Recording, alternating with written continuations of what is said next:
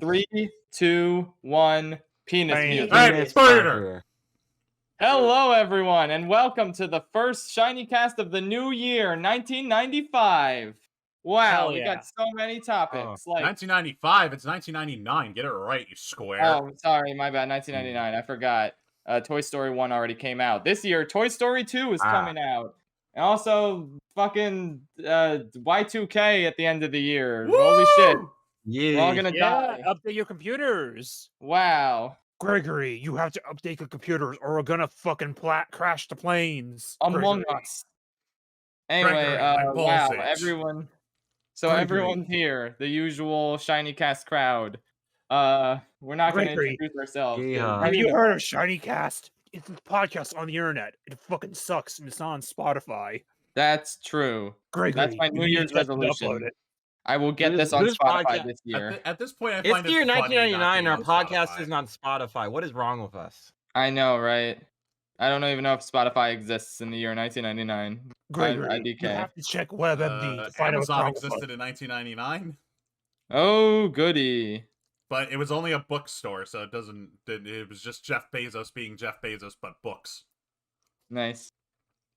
I looked at one of the questions and it's already making me laugh, but that's at the end. So right now we're at the beginning and now we talk about general news and stuff. So, there's a lot of rumors about Mario Kart the 9th and that it's in active development, I guess, which it better fucking be at this point. But yeah, a lot of people are saying maybe it's going to be Nintendo Kart this time. Some people want that, some people don't. What do we want to see in Mario Kart 9 is a good The question. only right answer is bringing back Double Dash. That's true. That would be fucking lit. I had an idea. I don't think they would ever go for this, but if they already did similar things in other games, that if they just bring it all together, it would be amazing. Because we already had like the Mii editor in Miitopia, and we had Game Builder Garage in Mario Maker. What if we get a Mario Kart with an actual course editor and you can make your own tracks? What if that's a big twist? That would be so Actually did that. The F-Zero X, the N64 disc drive version actually has a track builder in that. Yeah, So and there's been other games too. Like I think there was like a Little Big Planet kart game and like Mod Nation Racers back in the PS3. So like they're saying like Nintendo Kart. Well, if they give us a course editor and stuff that's fully formed, we wouldn't really need that because then you can just make that stuff. Yeah, definitely. That would be a really cool concept. I don't know like how crazy or elaborate they could make it, but I think it would still be really neat to see. Okay, I don't know exactly how, because you can already kind of build your own, like loosely build your own track with Kart Tour Live. What's the one where like the physical carts you drive around with your Switch? Mario Kart Home Circuit. Oh, Labo? Home Circuit, yeah. No, Home Circuit, the one where they give you like you buy the cart in the store, and you can drive around your house and build your cart. So maybe they can maybe that was like a test run of whatever concept they're trying to do. Here's the thing: it's not a question of whether they can; it's a question of whether they want to. Because we already have Mod Nation Racers in the Little Big Planet kart game. We also have a little game called Dreams on PS4. Dream. And Nintendo and stuff like that. Nintendo doesn't want you to think about dreams. But like, there have been games that have done that already. So it's really a matter of, does Nintendo want to give us that power? Also, we have like Stage Builder and Smash Bros, but that's another thing. Yeah. So it's a matter of how in depth do they want us to be able to get? Yeah, that is a good question. But I am interested to see. Also, put in the Miitopia Mii editor for Mii's, so you can basically just make any character you want still. Like, okay, even if they don't do a Nintendo Kart, okay, well, you can still have the tools to just make a Captain Falcon. Mm-hmm. Just give us better voice options. Yeah. It kind of just comes down to where, like, kind of like Smash Bros. Like, where do we go from here? It's kind of they already got the formula down. So what do you do next? And that's what they did with Mario Maker too. It's like the New Super Mario Bros. They're repeating the same stuff, so that's why I give us Mario Maker. Yeah, but you can also just make new mechanics and stuff for new games. Like, I'm sure we'll get 2D Marios in the future. It's just, for now, we've got Mario Maker to handle that while they're working on the 3D stuff again. But it's like, there's always going to be new games afterwards, even if you have a course maker, because you just make new concepts for courses and things you can put in. Yeah, So definitely. even if they do go this route, they can still make more. Yeah. So in terms of the Nintendo Kart concept, I don't really think they should go that direction. Like, I think the current balance is perfectly fine with only a few cameos here and there from like a few franchises. But honestly, just Mario Kart has such a unique identity to it, and I don't want it to lose that identity. So like, I don't know. I like the originality of the Mario Kart courses and how they're not all just based on pre-existing Nintendo stuff. And there's just a lot more to pull from the Mario series that they haven't gotten into yet, like the RPGs, the spin-offs, just all sorts of things. Like, I don't really see a reason to especially change the name to Nintendo Kart. Like, Mario Kart is such a strong brand and they know what they have. I don't think they would ever like change that. That's But also the kind of cameos were fine. That's also kind of reason why when they did the Sonic racing game, the Sega racing games, the second one they just dropped all formalities and just did Sonic Sega, Sonic and All Stars Racing, because they know what character the brand is. Yeah, But to exactly. like go back into that though, with Mario Kart and Nintendo Kart, part of the issue Yeah. is just a matter of they made Mario Kart 8 Deluxe in 2017 and then nothing else ever. When I don't think there'd be as much speculation just if they had just kept doing DLC for stuff. And there's a matter of there's the worry that like, oh, if they did Nintendo Kart, they'll overshadow all the Mario characters, or they'll get rid of like fan favorites like Shy Guy and stuff like that. And it's like, just because we do the one thing doesn't mean we have to get rid of the other. They can just keep adding to it and stuff. Like, we And they still didn't have even bring all back the a lot of Mario. fan. Yeah, They didn't like you bring can, back a lot of fan favorites for 8. like you can keep all the stuff that's already there for Mario, just add more on top of it. Which they could have if they actually made DLC, which is like one of the main problems was. Like, Yeah. do like a pack like, oh, now we get like, oh, now we can also play as Captain Falcon and Samus, but also they added in Magic Koopa and Birdo as well. Great. Just like take a couple Mario characters and out a cameo too as it just goes on every couple months. You don't have to sacrifice one to get the other. It's just that this is Nintendo we're talking about, so we know they totally would. Yeah. It's not like they were really doing much of anything worthwhile with the Mario Kart roster when it's just Mario characters, because Tanuki Mario, they're putting Pinkle, in Peach, Baby Rosalina. all the fucking alt costumes instead of having the new characters that are only available in Mario Kart Tour. Yo, when are we getting Dr. Dolphin in Mario Kart? Yeah, honestly. Dr. Goomba Tower. Come on. You know you want to. Well, Has Goomba ever been playable in Mario Kart? Yeah, no, he No. hasn't. That seems like such an obvious thing. Like, why not? He's playable in baseball, but not Mario Kart. Monty Yeah. Mole isn't either, is he? No, he's in Mario Kart Tour. Oh, of course he is. Okay. Fucking tour. That's not a real game. Fucking anything can be Mario Kart Tour at this point. Your fucking dentist is in Mario Kart Tour. No, Dr. Mario is not in the game. Why is Dr. Mario your dentist? Yeah.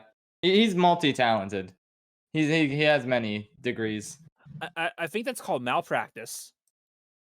The only thing Yeah. I want from a new Mario Kart is I want all of the kart racers from the game Logan Kart 8 to be in Mario Kart. Yeah. I want the Race with Ryan characters to be in. It should be nice. a crossover with Nick All-Stars and put Garfield in Mario Kart. Yeah, please, No, please even do. better. I want Super Garfield Kart's Mario already a Kart. game. Super Mario Kart. I Now want that's an the official Nintendo version of Super Mario Kart. That Yeah, would I just be remembered funny. that I just remembered we have Sonic Robo Blast 2 Kart, which you can infinitely mod. So all this stuff is probably just in that. And that game is a fan game that is free. So yeah. Wow. It's wild how Sonic Robo Blast 2 started out as a mod of Doom 2 that turned into a 3D platformer that now got modded heavily again into a kart racer. How did that happen? Sounds about Huh. right, and sounds like the most 90s internet thing ever. Yep. It still exists. Still getting updated. Still getting modded. Amazing. Anyway, though, any other Mario Kart related things? I just I want have an Funky Kong idea. back. That's all I want. Well, you can pay your real money to get him back in a current Mario Kart. Ew. No. I want the real Funky Kong, not the microtransaction Funky Kong. But yeah, that's all I care about. What about everyone else? I want the I got shopping an cart idea. from Logan Kart to be in there. Yeah, please. I said, what if Nintendo theoretically made another F-Zero game? Wow. What about that? Wow. That would be That crazy. requires them to actually do something, though. Impossible. Literally, I've said this Impossible. multiple times. Just take F-Zero GX, do a HD remaster or whatever, add online, sell for $25. People will buy it. Yep. I don't think Nintendo knows what $25 means. No. Fine, 30. Hmm. It doesn't even have to be a physical game at that point. Just make it digital. Just a digital only game. People will buy it. Yeah. Digital only from Nintendo? 30? That's too low, buddy. Better Nintendo crank should that up make a to new 60. fucking they should make a new fucking Clue Land out of nowhere. Just be like, fuck you. Here's Yo, Clue Clue Land 99. Let's go. Clue Land 99. You know, it's weird. They pretty much have all the previous racers from every mainline Mario Kart game back in tour, even Donkey Kong Jr. But Wiggler and Honey Queen are still MIA. Okay, well, nobody likes Honey Queen anyway, so I mean, that's yeah, I think fine. that was the one character everyone before Pink Gold Peach that everyone's like, why the fuck is this in the game? Yeah. But then they realize, oh, at least it was an original model. Yeah. Yeah, but also Honey Queen was there, but Waluigi wasn't. Yeah. Yo, Cringe. you guys remember NES Remix? Oh yeah. I missed that was it. cute. That was cool. Watch them announce NES Remix free before Tomodachi Life 2. SNES Remix. Did they do Yeah. that? I don't remember. No. Yeah, where the fuck is Tomodachi Life 2? Like, come on. I've got back into Tomodachi Life, and it's just so fun and adorable. And it's like, I want this, but with Miitopia as Mii Maker. Like, come on. Part of me feels like it has to be in development at Yeah, least. like there's no way, because it was way more popular than Miitopia on the 3DS. So like they saw this, and there's no way they're not making it for Switch. Like, come on. It has to happen. Come on. It has to happen. I don't get it. Everyone talks about it. I just okay. Anyway, what other news has there been recently? Golden Well, Globes. I mean, that happened. Bob Saget happened. Yeah, Bob Saget was literally yesterday at the time of this recording. Yeah. Betty White happened. Betty There's White. a lot that's happened in terms of news. They haven't announced yet, but the Queen happened. Yeah, that's true. Yeah, we're waiting for her to drop officially. Oh yeah, we wanted to briefly touch on Encanto and how fucking good it is. I've said a lot about it, and I will continue to say so. So I don't really need to talk about it too much here. But fucking banger movie. So yeah, just out of nowhere, it's like, what the fuck? Why Disney just doesn't make good movies anymore? Where did this come from? So what does everyone else have to say? I didn't. It's a good movie. I don't quite love it as much as you do. Its scope is really small. I feel like everything just happened. Okay, what the main character's name? Mirabelle. Yeah, Mirabelle. That's right. I feel a lot of the things just kind of poke something, and then everything just falls around her into place. Like everything just everything like makes sense. It's just the scope of everything is not that crazy. I think it's a really good kids movie. It's really well written. It's just not the craziest thing I've ever seen, so I'm not gonna prefer it over, say, Coco or Soul. But it's a good movie. This song's really good. Yeah, I could see that. Yeah, yeah. It's Uh, definitely not like the most ambitious story they've made, but I do like how focused and like small scale it is because it makes the characters like way more fleshed out than the average Yeah. Disney movie. Yeah, the characters But are all really good too. yeah, I'm probably in yeah, the middle between the two of you, if anything. I like the movie. I do think it's very good.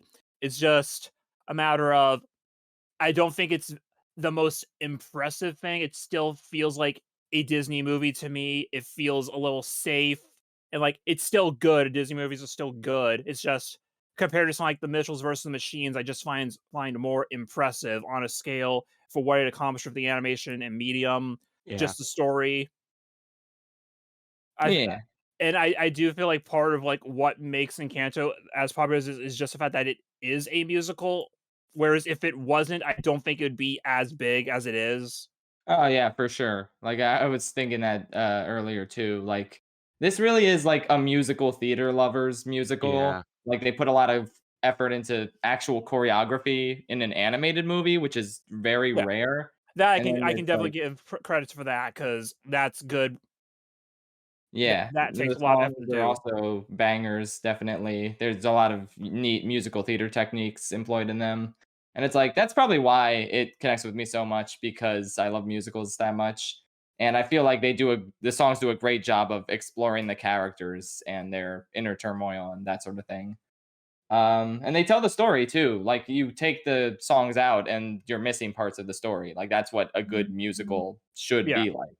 it's So, the whole point of a musical is that it's telling the story through the music. yeah.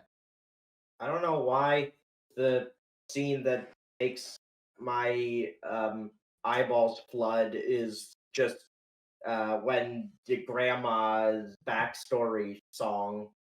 Well, yeah, that's obvious. That's obviously a big emotional moment. That makes sense. Yeah, but it's not related specifically to the characters of the present day who I care about. Well, it's Well, the that's true, I backstory, guess. isn't it? But yeah, it's a really well done scene. I like how it's my most popular review on Letterboxd right now. Yeah. What's your You're review say again? I want to grate cheese on Louisa's abs and give her a kiss. Epic. Um. Hopefully, the Disney Plus numbers ratings mean they can consider it a financial success, even if it nobody wanted to go to theaters. Yeah. I mean, like, I mean, right now it's a better place to release these movies, on streaming. So, I hope they continue to do that. Like, I'm glad Pixar's next movie is just going straight to streaming because, like, let's be real, I don't think many people would see it in theaters anyway. Like, I'm sure Encanto's Yeah. box office numbers probably played a big part in that. Like, I'm trying to Um, think. I think the last Disney movie I saw in theaters, like Walt Disney movie animated I saw was the original Wreck-It Ralph, oh wow, and that was 2012. yeah, And the last Pixar movie I saw was Toy Story 4, which wasn't that long ago, but I generally don't see the big Disney movies in theaters. I wait till they're out on Blu-ray or on TV or streaming.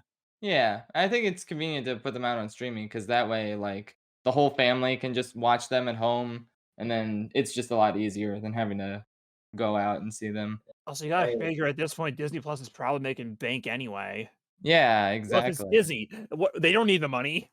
Yeah, Like, honestly. Encanto's like the perfect movie for toys too, because there's so many family members that you can sell a doll of every single one of them and the figurine sets. That's true. They are gonna make bank on this, I hope.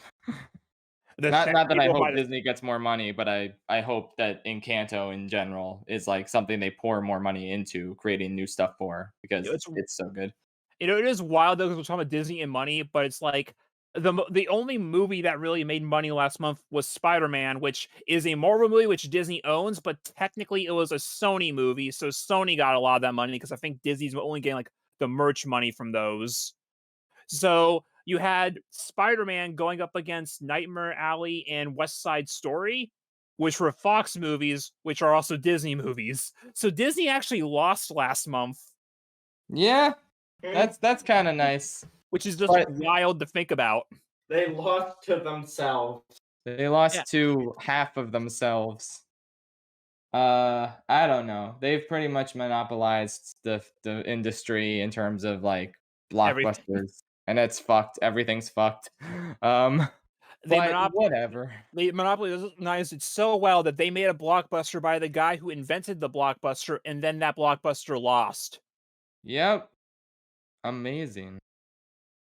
Yeah. Everything's fucked, but at least Encanto was good.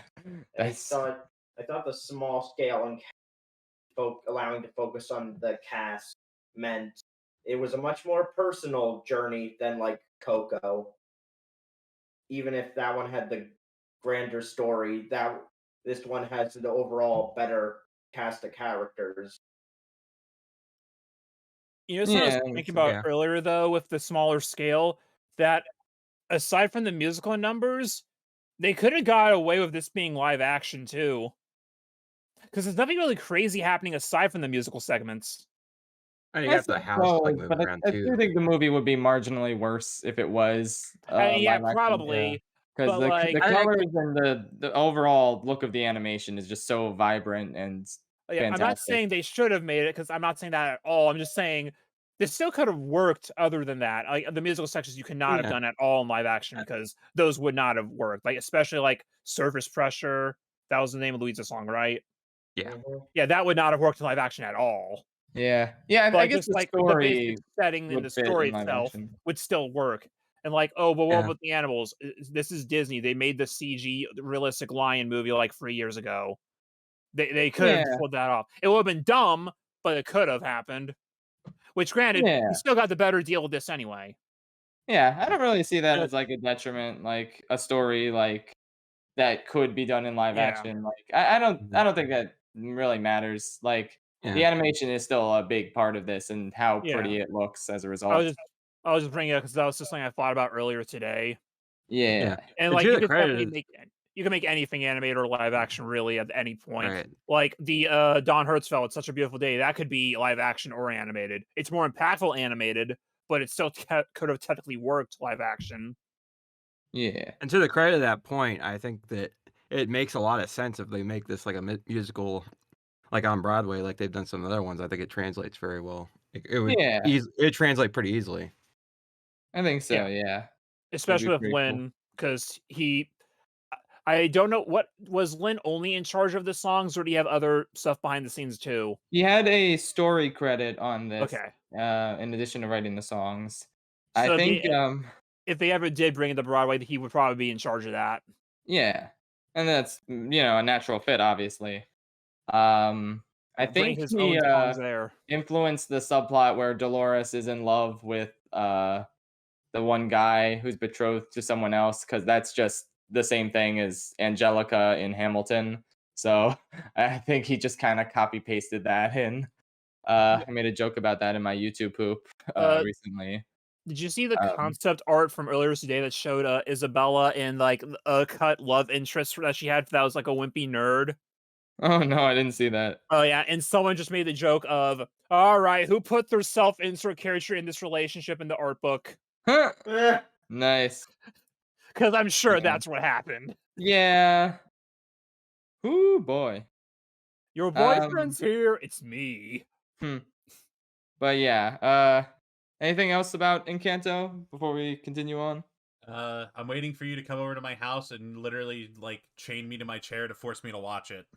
Excellent. I shall do that indeed. Just add a profile for Chris on the Disney Plus account. Yeah, might as well. I like how the Disney Plus account, it's James, Patrick, me, and then their dad. Yeah. Which one of these is the least fitting, me or your dad? Which one's less fitting, your dad or the person who isn't actually related to you? You know, the fact that I have to question that is interesting. Anyway, though, let's move on to other stuff. Do we have any other general news before we go into the other stuff? All right, so one more thing on Encanto. I think part of why I say the scope is not just like the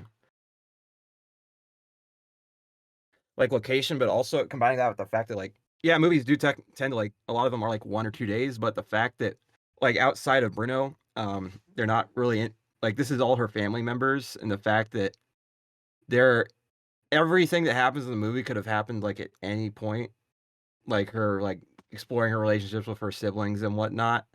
Kind of just in the fact that they do like it's kind of short movie, but the fact that it all happens like snap, snap, snap, everything just kind of snaps into place. Kind of feels kind of simple, I guess, writing wise. I Yeah. mean, simple's not bad. It still works. Yeah. I think it was because her and then like it was all cause and effect because of the cracks.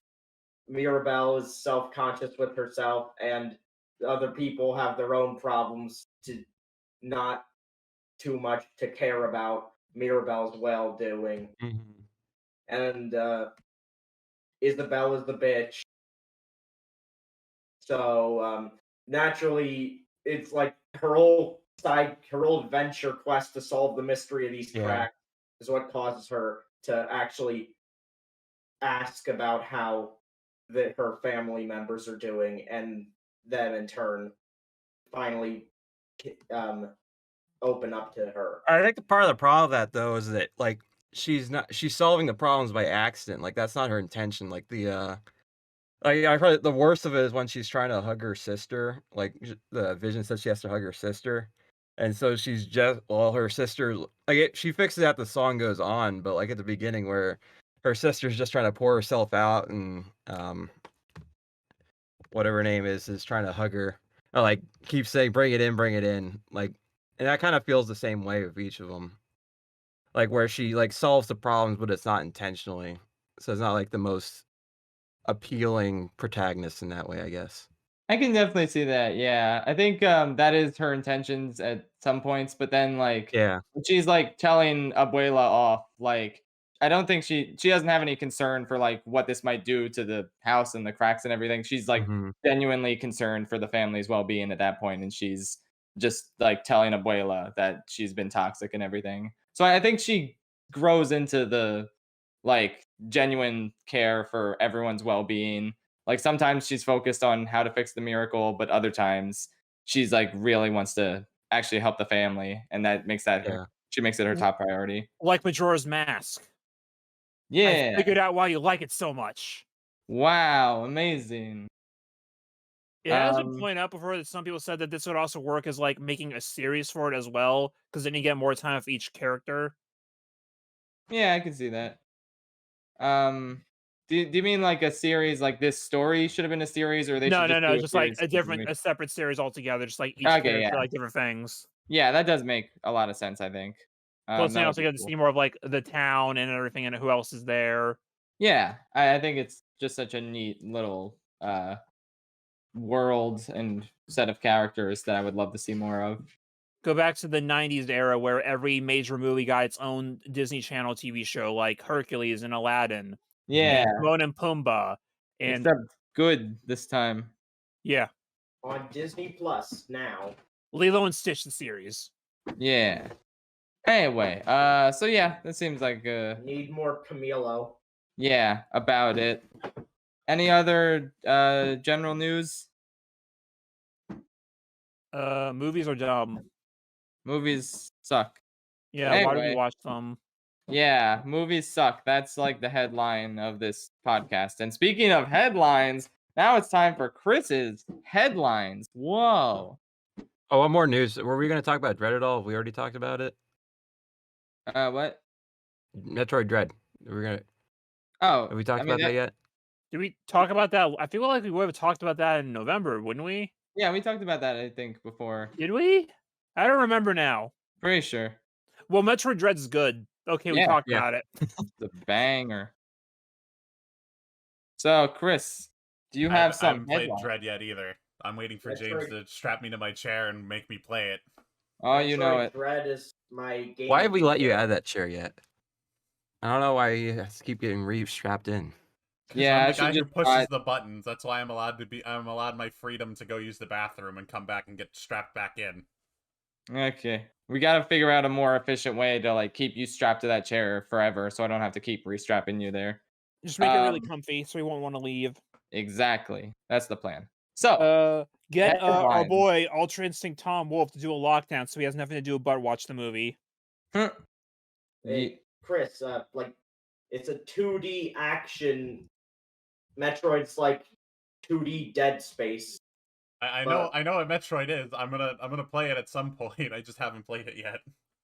Epic. All I can say, do it in one shot. It'll be infuriating if you have to put it down for extended periods of time relearning the controls. The game pushes you to know what you're doing. It's pretty hard. But yeah, I like a good challenge. The controls are the best in the series because you don't have to switch to what your sub weapon is. This one, yeah, there's a combination for everything. It's a Nintendo game that actually uses all the buttons for once. Wow, imagine that. Incredible. But yeah, Chris, headlines though. Yes, I have 3 of them today. We'll start with a very fun one. 2 zebras who escaped from a Maryland farm are back after months on the run. Okay. Yeah. I'm just gonna assume they're all true at this point. Yeah, usually they're all true. I believe this one's false because there are no zebras in Maryland. Ooh, he got us. Damn. Because guess what? They're actually from Washington, D.C. Ah, I see. They do have a zoo there, yes. And they're right next to each other. Did you know that spiders can have arachnophobia? That is the next headline. Yeah, that sounds real. I mean, Sure. I guess they'd just be afraid of another thing in general then, because there are humans who are afraid of other humans. The food chain, you know. Yeah. Well, this one, I have no always idea a bigger if this is spider. true or not, so I'm just gonna put this as everybody gets a point. Who cares? Are you The points don't matter. Are you keeping track? No, that's why I said the points don't matter. Cool. But the final one, and this one is a fucking doozy. Let me tell you. I stumbled across this a couple of days ago, and just looking at the headline makes me laugh and giggle again. Drunk man terrorizes streets of small Polish town in Soviet-era tank. Sure, that's true, definitely. That's a safety hazard. Yep. That's a DUI. The police in central Poland responded to a late evening call over an incident that surely sent chills down the spines of Russophobe conspiracy theorists. A T-55 tank rampaging down Main Street. Yep, that's about right. Yep. Indeed it is. And to quote the article, just another day in Poland, drunken man drives tank in a small town. Poland.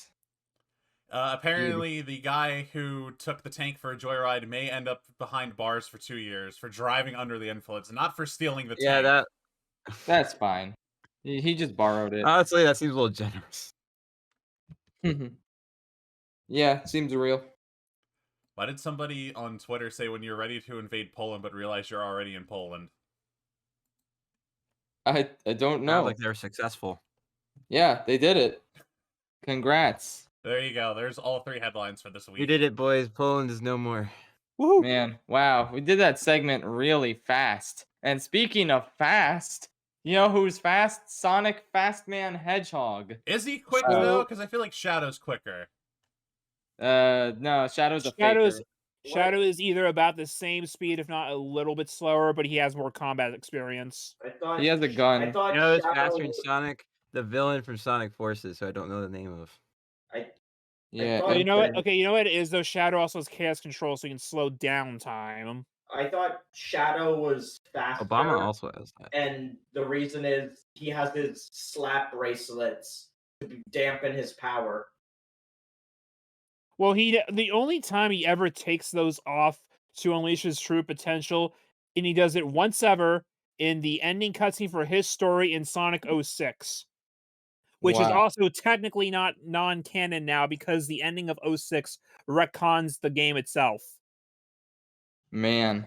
So it never actually happened. So all I'm hearing is the fact that Shadow is like 50 years old in Sonic Adventure 2 is now canon. I mean, he technically has always been, yeah. Good. So that means Shadow's faster than Sonic. The end of the story. Moving on to the next topic. Why doesn't Okay, Shadow so do we take want off? to do movie first or game first? Well, I mean, what's there to say much about the game? It's Breath of the Wild, Speculation. but Sonic. I mean, a speculation about how the game actually plays. Okay. All I know is Amy's in it. She'll Okay. probably have her hammer. Well, we Yeah. don't know who all is playable yet That's besides true. Sonic. I have We know that we do know there have been some story details that leaked. Apparently, what it is that Dr. Eggman found some old ancient technology once again, harking back to the adventure days, and he used his own AI called Sage, which is probably a reference to the Sonic Amateur Games Expo, knowing Ian Flynn, and is using it to take over it. But it seems like there's more to that technology than he really expected, so it looks like we're probably also going to get a twist where it turns on him at the end. And Sonic is running for, and then Sonic has to go stop him. We do know that a bunch of his friends are going to be there for some along for the ride. We know Amy by default because that was her voice in the trailer saying, "Sonic, over here, be careful, it's dangerous." So we know that was her. Wow. We know that we have an idea of what the game looks like because we did see all that in-engine footage of the game. What we did not yet see was actual gameplay of Sonic running through those lands. So we don't quite yet know what the goals are. Are there still going to be traditional levels? Is it just this? Are we doing goals within that hub, those worlds? Are they like hub worlds? We don't quite know yet. Yeah. I mean, I'm honestly, I think speeding around a Sonic in a Breath of the Wild world would be tons of fun. Like, you could just zoom past enemies. Like, I'm just imagining the motorcycle from Breath of the Wild, but you're just that all the time, and you could just run up mountains. The only thing is, this is Sega and Sonic Team. I don't think the game is going to function well. Okay, I'm there's a couple excited. things to note for that. The game has, the last mainline game was Sonic Forces. That was 2017. This game likely would have started some form of development 2018. Yeah, they've And we been only taking their time got with it for sure. so unless they also ported Forces there where they spent a good like 3 years making just the engine and the game itself was only 1 year, which I kind of doubt. They've really been working on this for a long time, and we still have almost a year to go. This game's probably coming out in November because they said holiday 2022, which generally means November because you want to get it out before Black Friday. So Yeah. if this game starts development in 2018, that before the initial reveal, that was already like 3 years of dev time, and they still have all these months left to go.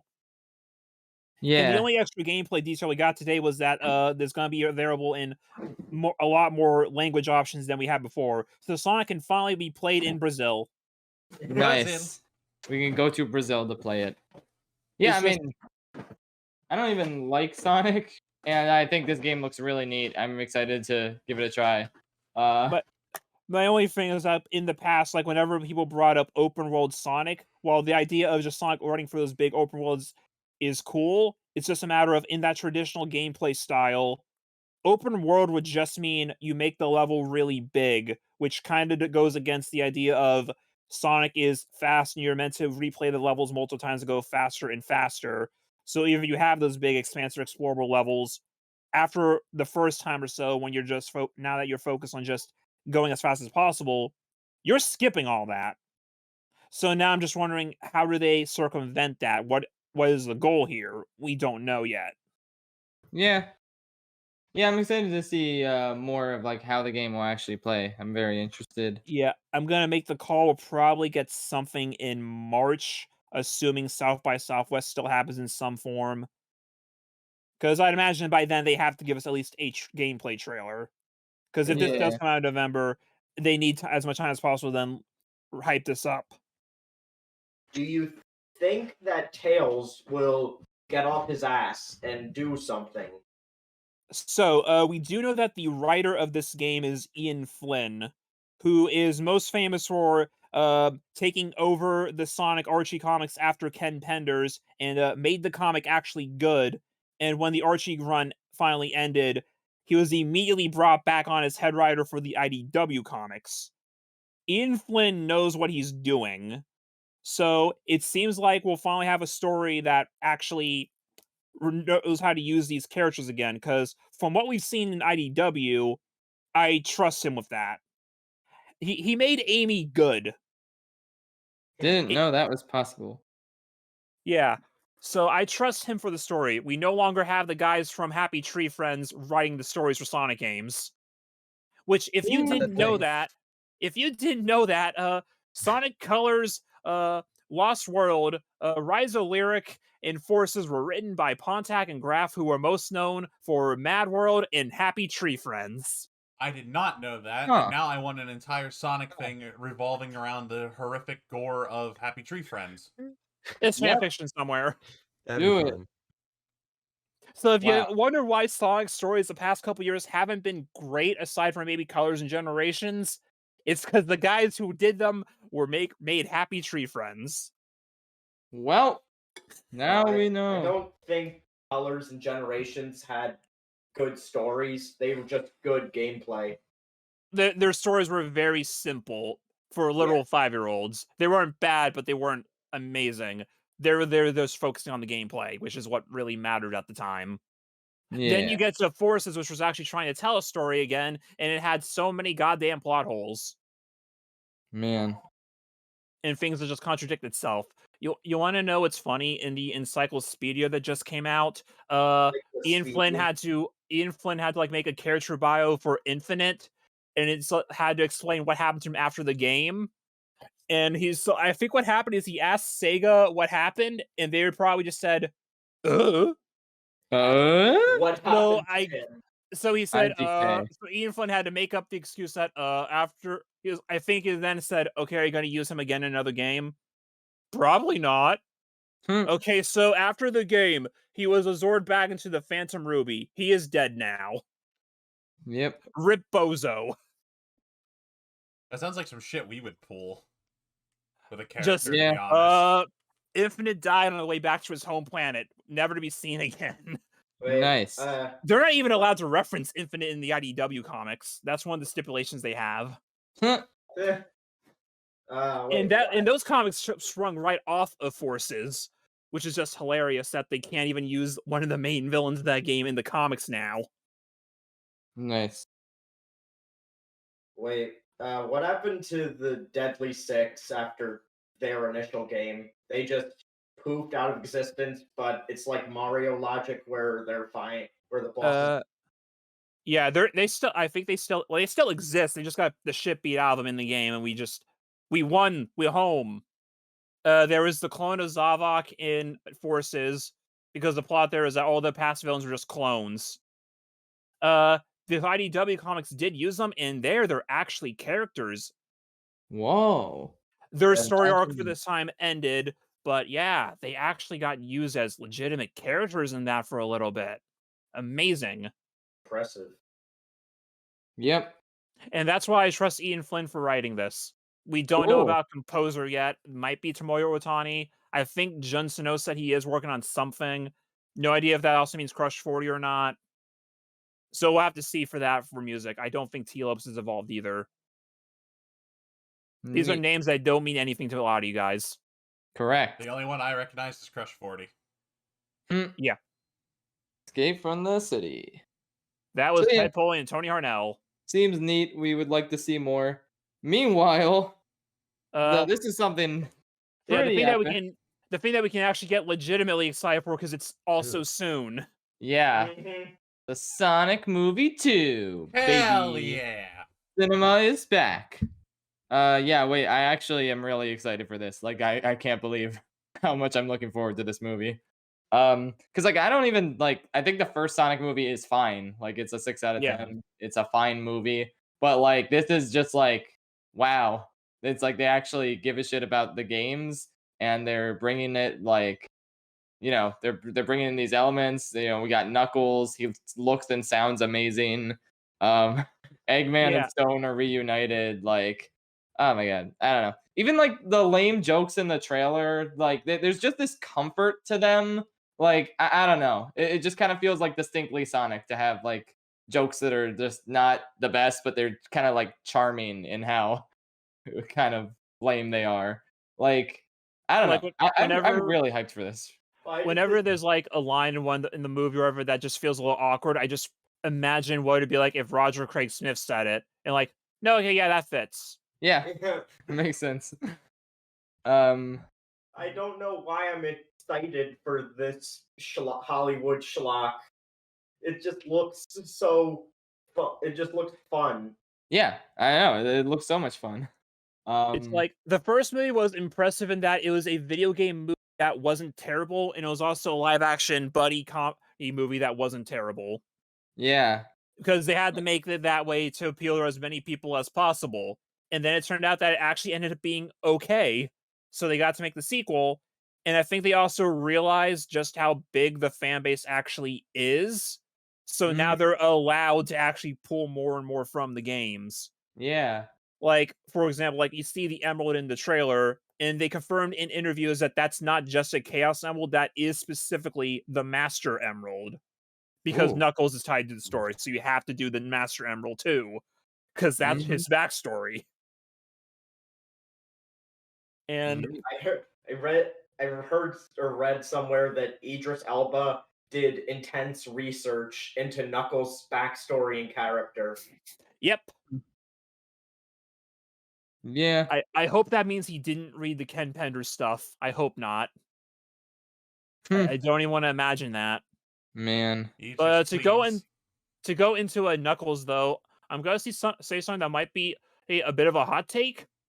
I think that design-wise, this might actually be like the best Knuckles design. Like games in anything. Yeah, it looks pretty amazing. Because like you have like it looks recognizable as the core series stuff, but it also took a page from the Boom design and made and beefed him up more so that you can tell, yeah, this guy is very strong. Because you look at Knuckles physically in the games, he's about as big as Sonic, Tails, or anyone, like muscle wise. So it's just that he has those big hands that you just gotta take his word for it that he's really strong. With Boom, I think they did go a little too far on Boom, but they had the right idea. Here looks like, no, this is optimized. Oh yeah, and it's neat to see him based on Sonic 3, where it's like Knuckles is an actual threat again.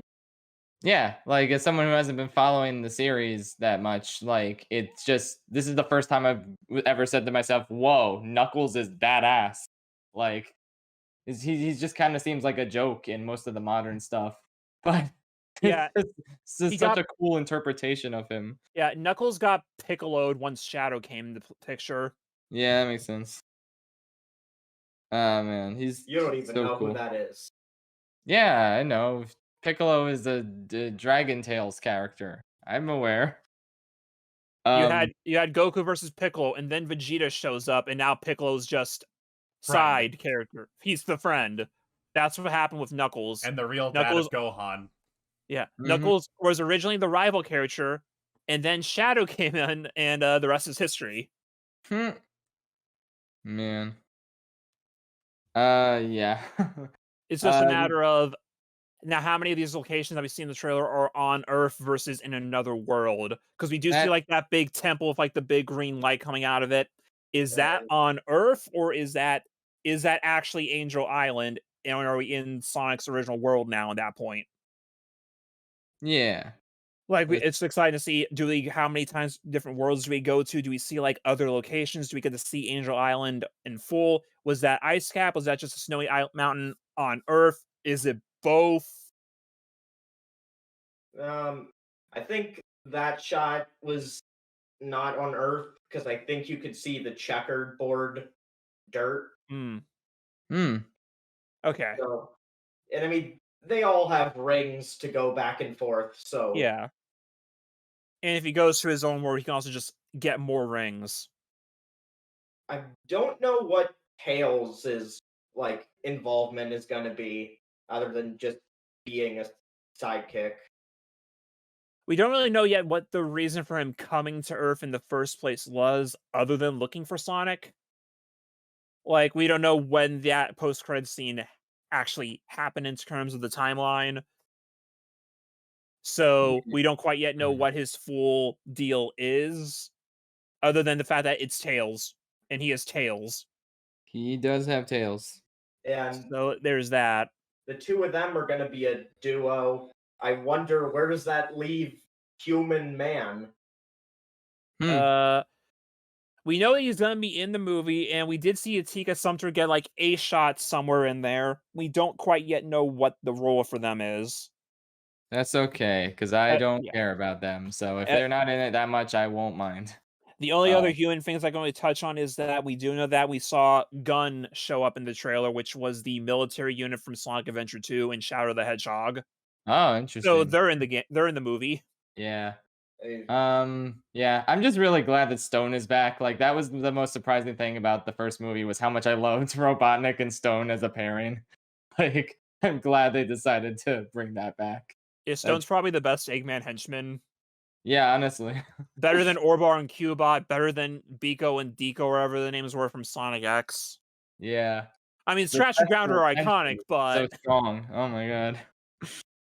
I am fearful for Stone's safety, though. I just have this thought in my head, like, what if he dies, but then so Robotnik brings him back as Metal Sonic? I mean, they reenact the scene from Spider-Man 2 or Amazing Spider-Man 2. Robotnik reaching out for Stone and he can't save him. No. I don't think Sonic would want to kill Stone, because he probably also likes the way he makes them. True. I don't know, that just seems like a weirdly dark plot point for this series of movies. Like, I don't think that would happen. I do get the sense that Metal Sonic isn't off the table. Mostly destroyed. I don't get, but I don't think they'd want to go that way for Metal Sonic, especially since Metal Sonic is at his best when he is like the silent enforcer. Yeah. You want him to be an emotionless robot, because that's his best stuff. Like, we're talking like the actual games, the emotionless robots are some of the best characters. Like Omega from Sonic Heroes and Chat and stuff. Worthless consumer models, annihilate. Is that an Eggman robot? Yeah. Then it needs to be destroyed. Smash. So, like, if you're gonna do Metal Sonic, he needs to just be like that cold-blooded killer that he is in the games to go up against Sonic's lighthearted attitude. Yeah. That makes sense. It also would just be cool to see a Metal Sonic in the movie style. Yeah. And we do know we're getting more like classic style robots in there, because we did see like some of the egg drone things are now like shaped like bees, like the Buzz Bombers. That's pretty neat. They need to sell the Eggman jacket. Everyone wants Sonic's shoes, but I want the Eggman jacket that Jim Carrey has. That would be dope. I agree. Jacket. But yeah. I think that, okay, so here's my film theory. A film theory. Thanks for watching. Tails is looking for Sonic because of that prophecy from Sonic 3 and Knuckles, where, you know, Knuckles got mixed up on who was defending the Master Emerald from who. Because Eggman tricked him. Yeah. Eggman convinces Knuckles that he's the hero. Meanwhile, Tails believes it's this hedgehog guy that he goes searching for. And, you know, it's really weird, but also cool. You have the game voice actress next to all of these Hollywood people. Well, you kind of get like the whole spectrum there, because Ben Schwartz is known, but he's not really an A-lister either. But he is known for a lot of voice acting with like DuckTales, BoJack Horseman, and stuff, and Teenage Mutant Ninja Turtles. So you have him. You have Colleen, who's only really known for whose biggest claim to fame is Tails in the Sonic games. And then you have big hotshot Hollywood celebrity Idris Elba. Yeah. it's quite the spread. If he was trying to make Knuckles not sound sexy, he failed amazingly.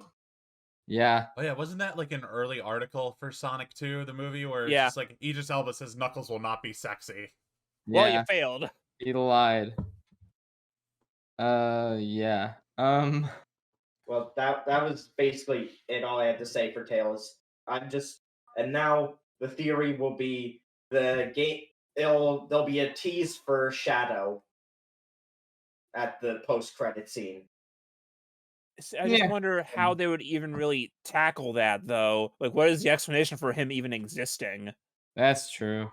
Maria. And I would hope that they'd bring in Amy before they bring in Shadow. Yeah, that would make more Well, sense. it seems like they're going in chronological order of the characters so far, so I'd imagine that the third movie would probably revolve around Amy and Metal Sonic. Yeah, if Metal Sonic isn't in this one, then that'd probably be the third one. Yeah. The only reason they would want to do Shadow beforehand is because he's like one of the most popular characters. But like story-wise, it would make more sense to do Amy first. Because she's one of the core four. Yep. Yeah, exactly. They could okay, so this one's kind of like combines Sonic 2 and 3. Yeah. What if the next one, it combines CD with Sonic Adventure 1, where Amy is there, Eggman makes Metal Sonic to help him fight Sonic while he tries to create chaos. I feel like that's too much at that point. Yeah. That's true. I mean, I feel like if you're gonna do that, you might as well just have Metal Sonic be like the big end goal thing for Eggman in this movie, where after he betrays Knuckles and they're all team up against him, have Metal Sonic be like the big final threat before the movie ends, and that way you can just have Metal Sonic next time. Yeah. Yeah. I guess that would make things less bloated. I'm just on the Spider-Man 3 producer putting in as many characters as possible mindset. No. Do not. No. Oh boy. Also, don't let Junkie XL compose again, because he did lame last time. Yeah. Get Henry Jackman or someone who actually knows how to use video game sounding synths in their scores. Because he did a good job with Wreck-It Ralph and Detective Pikachu. Yeah. Also, I just don't trust Junkie XL now after the bootleg Godzilla score he gave us last year. Oh wait. Other theory.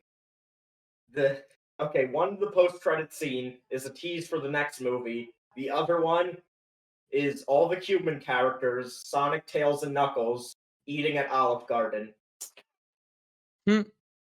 A scene that I've always joked about in a sequel would be if they're go a bar or a restaurant and there's just a table there and you just see Roger Craig Smith, Ryan Drummond, Jason Griffith, and Martin Burke or something at a table all together, and then you just have Mike Pollock come out as the waiter. That would be funny. It'll be thematic. It'll be a very powerful ending. It shows Sonic and Knuckles finally being family. Yep. They're eating at a destroyed Olive Garden, and they only have falafels left. Yep. When you're there, you're family. Ooh boy.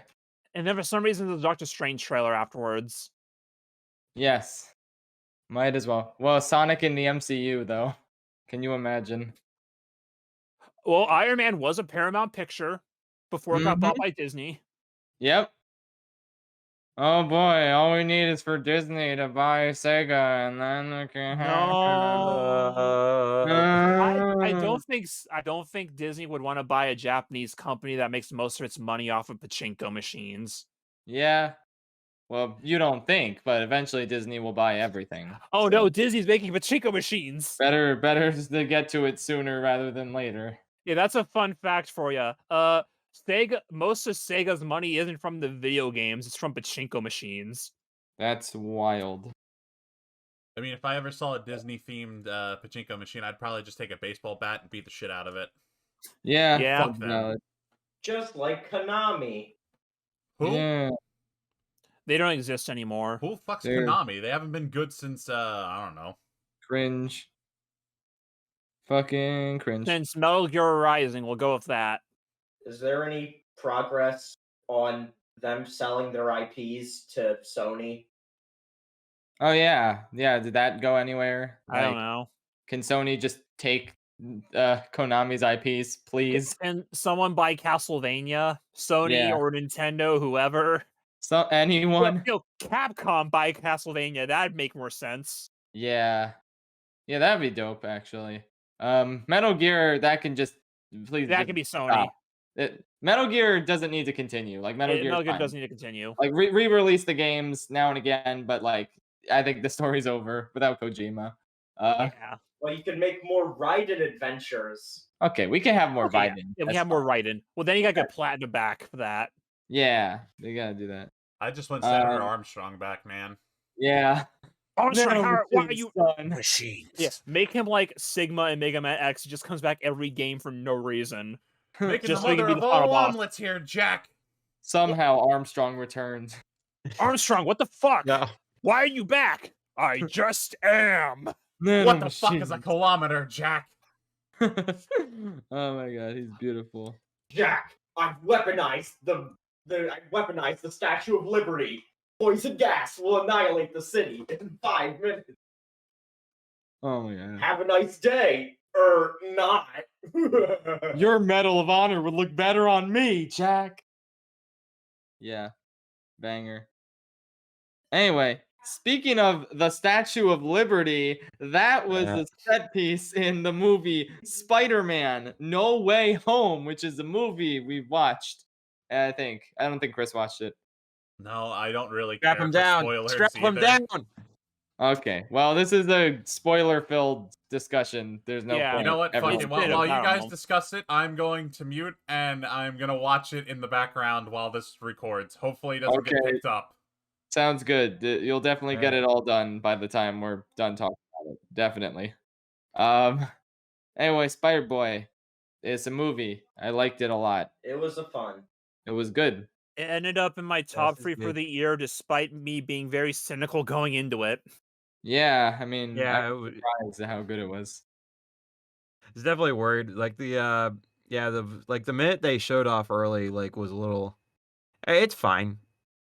But yeah, And then, but also like the fact they did the same thing with Star Wars: The Rise of Skywalker, and that was I was worried that they were like, it's a burning building. They're trying to throw off whatever they can or build up any hype they lost. Yeah, like the more and more they showed us before it came out, just made it look worse and worse. All the posters, aside from like the screen external, were terrible. And then the movie came out, and wow, it was way better than it looked before. Yeah. Like the trailers made it look really bad, and then ended up being way better than all of that. Yep. It really is like the anti-Rise of Skywalker, because it took like all this nostalgia and stuff from the past, but they actually like wove it into the story in a coherent way and enhanced the story while also enhancing the original movies that they took from. It's just like, how did they do that? Like, I don't know. I'm amazed. We'll say it's always spoiler filled, so we can talk about Toby and Andrew already. And from a storytelling perspective, it's established that like Toby and Andrew are not from the times of the actual movies, but they're just from present day, as in like it implies that they kept being Spider-Man in the background that whole time. And I think it makes perfect sense for them to now, for them to like be helping save those villains now, because you have all those years down the line. It makes sense that they would think about those encounters later on and figure, could I have done it differently? And now here's the chance to do it differently. I think it makes perfect sense for them to do this. Yeah, and they have lines in it when they're talking. Like Toby says, or like I've thought about like the cure for Norman. Like he says that in the film that he's been thinking about it for a long time. And I think he's happy to see Doc Ock like back to normal again. Like he's happy to see him. It's a good moment. And I think that's my favorite interaction in the movie, when it's like Toby and Doc Ock together. It's like, Dr. Fabius, it's good to see you. Peter, my boy, you look well. Thanks, I'm doing better. Like, that was just a nice interaction between them, because that just like, it remembers that they were friends before all that happened. Yeah, nice he to see that. specifically like says a line from the original Spider-Man 2. He says like trying to be better, and like that's actually a line from Spider-Man 2. It's like added in a really nice way. I liked the progression of both Toby and Andrew's characters, and like just the themes of their movies were really present there. Like when Toby saves Willem Dafoe from being stabbed by Tom Holland, which was just fucking brutal. Like that was insane. He was gonna murder the Green Goblin. It's like It's okay. I've been it's great stabbed for Tom before. Holland's character, but like when Toby just saves him, like wordlessly, you get that he's like grown as a person so much and like gained so much compassion. And I was just thinking about like the scene in Spider-Man 3 where he forgives Sandman. It's just like forgiveness is just such a core attribute of this person now. And that's what he's trying to convey to Tom now by saving Willem Dafoe. It's so powerful. It also goes into what Andrew said, how after Gwen died, he became a little more brittle and stopped pulling his punches. But now he's trying to fix that. It goes into that even because that was established as well. Yeah, and that's just great. Like honestly, Andrew Garfield Spider-Man was the best character in the movie, in my opinion. Like he had such a powerful traumatic event happen to him, and it's like affected him so like negatively, but him trying to move past it, the moment he has where he catches MJ was just so insanely powerful. Like, oh my god. I'm just gonna say he was amazing. That's all I can say. Yeah, he was amazing. We all knew he was gonna catch her. We didn't realize that. Yeah, I mean, it would make sense that he would just be tearing up in relief. Yeah. Okay, that's something I wish they didn't show in the trailers because it was so obvious. We all knew Toby and Andrew were going to be in the movie, so when they showed MJ falling, we all knew it was going to be Andrew catching her. So I really wish they didn't show that. Like, I don't remember seeing that actually. It was like one of the very last trailers, I think, like a TV spot or something. Yeah. We also do know that there was the Brazilian version of the one trailer that showed like that big final shot of Tom Holland jumping in to fight all the villains. But in the Brazilian version, it went on a little too long, and you just saw a lizard get punched by an invisible man. Funny. Oh my god! I wonder who that is. Gee. John Cena. I can't believe John Cena was in this movie. Wow. Oh wait, no, I was wrong. It was a kick, not a punch. But still. Yeah. Yeah, I put a Wario amiibo there to show who really hit him. Yeah. Yeah, I don't know. I don't know. I haven't seen any of the Amazing Spider movies, and I probably don't have to. But from what I've heard, the common consensus is that Andrew Garfield is a great Spider-Man, but he had a horrible script to work with. Yeah, that's not a very convincing Peter Parker too. Yeah, that's right. He's way too cool to be Peter Parker. It just doesn't fit at all. But yeah, he's a pretty solid Spider-Man. I think. Really cool in this movie. He's just deranged. Yeah, he was so deranged. Like I love you guys. But that's what I love because he was deranged in the Amazing Spider-Man movies, and here they just even cranked it up. Like it's so funny. He's just got this crackhead energy to him, like his Peter Parker.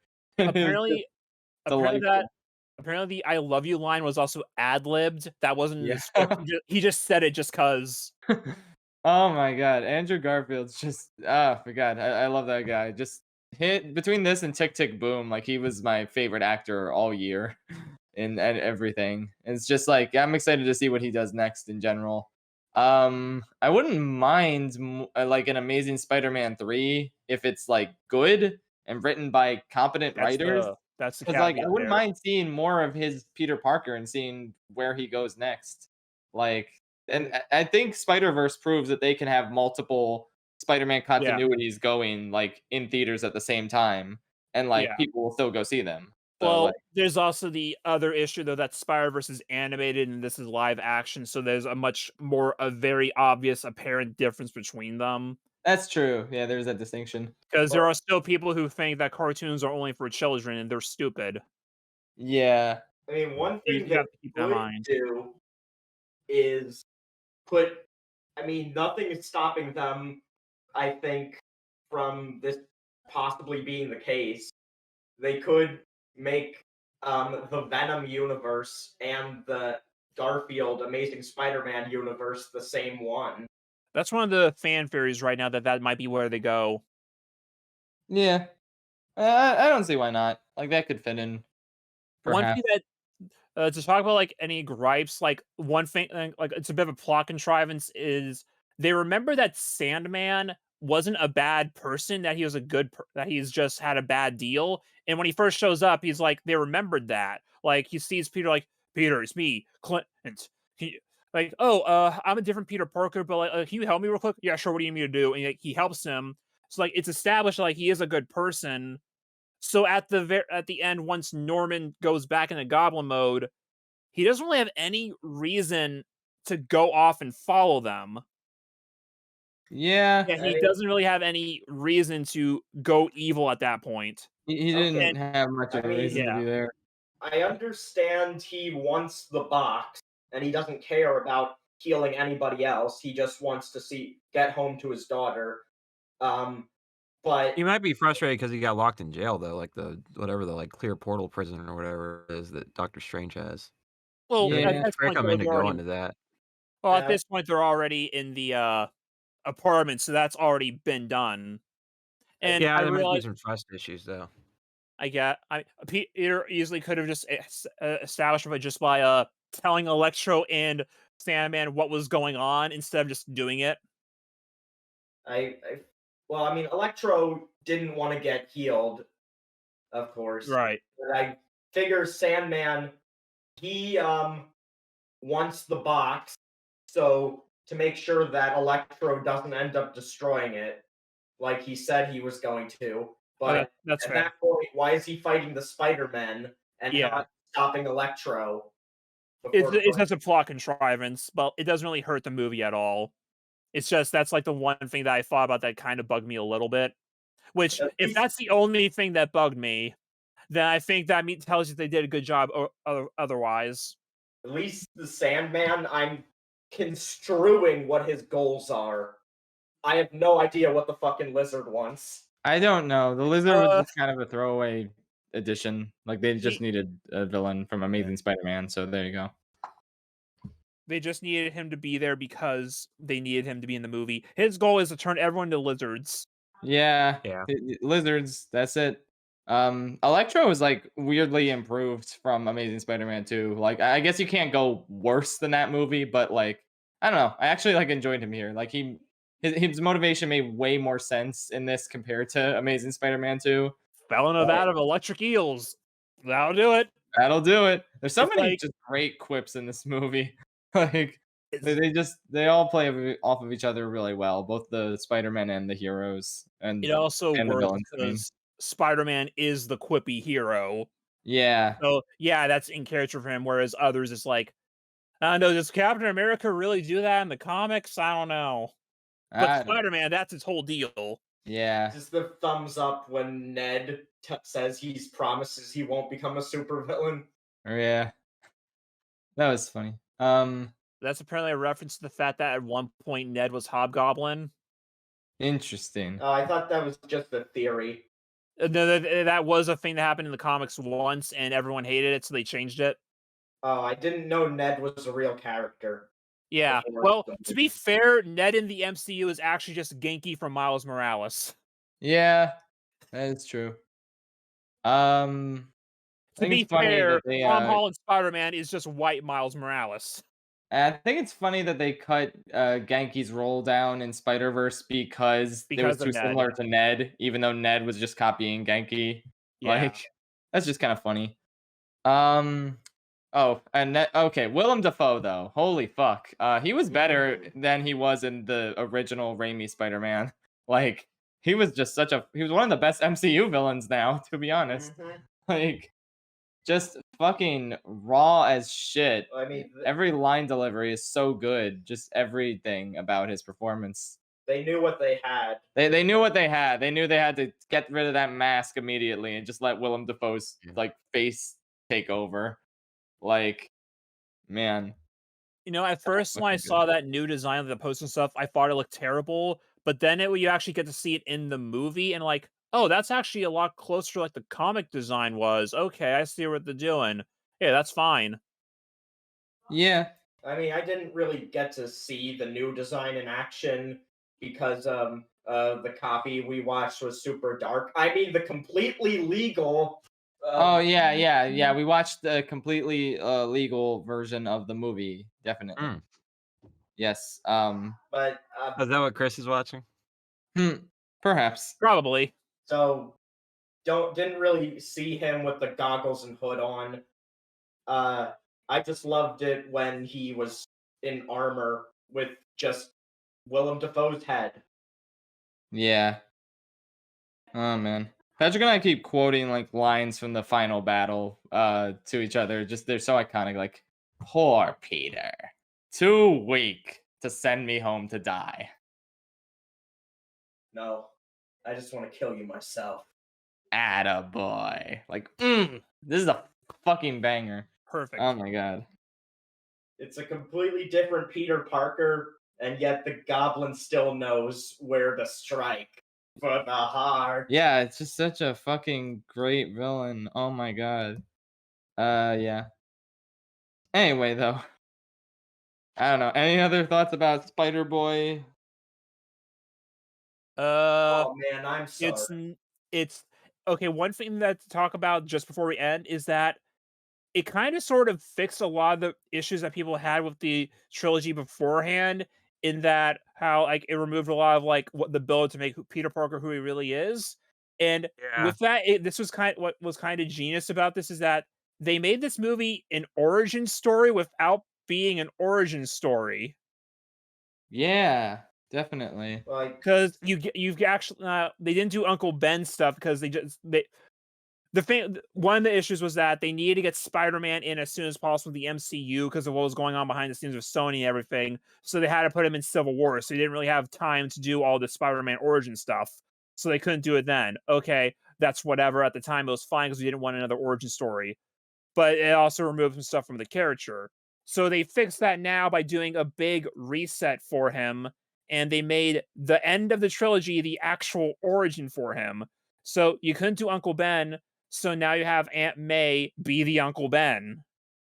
And you just like now he has to re-meet all of his friends and like forge a new path without Stark or anything. We Yeah. now basically have actual Spider-Man in the MCU as long as they actually make more. Yeah, well, definitely. they gotta make more because money. Yeah. Well, of course, money. But yeah, I would love to Sony see more. realizes they can get money even if Disney is attached. Also, because we didn't get a great look at the new suit yet, because he was in motion the entire time. Yeah, that's true. Mhm. Plus, also, it's established that Spider-Man still exists in that universe. Everyone knows Spider-Man does stuff. They just don't know who Peter Parker is. Which Yeah. it's a little fucky on how that logic works, but also it was literally magic, so it doesn't matter because it's magic. Yeah, pretty much. Okay, do you yeah. think they still I said, do they think he still killed the villain from Far From Home? I can't remember what his name is. Stereo.